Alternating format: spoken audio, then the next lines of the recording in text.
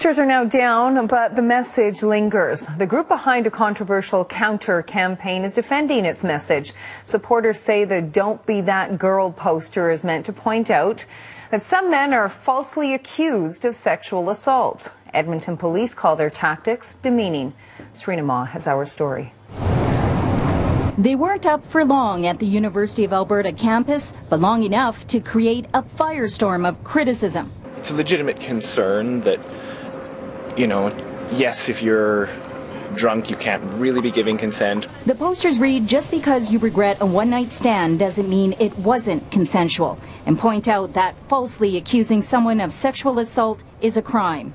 Edmonton police say it is a hurtful parody of a serious campaign launched a few years ago. We want to encourage people to come forward and report these horrendous crimes, and to demean these crimes and to put them down, to belittle them, goes against that. The posters up to now have been anonymous. No one stepping up and explaining the motivation and purpose behind the campaign until now. You've created a dialogue, so were you successful in this campaign?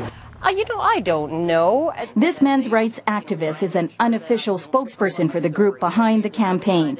It claims it expected some reaction, but not quite like this. I can't even believe the kind of emotional response that it's gotten out of people, just sort of a blanket, instant condemnation, just like a knee-jerk, how could they do this? How could they say this? According to Men's Rights Edmonton, the campaign was meant to create discussion and highlight a legitimate concern of false accusations and points to a double standard. It's the exact same approach, right? You apply it to men, it's a valuable message. You apply it to women, everybody freaks out.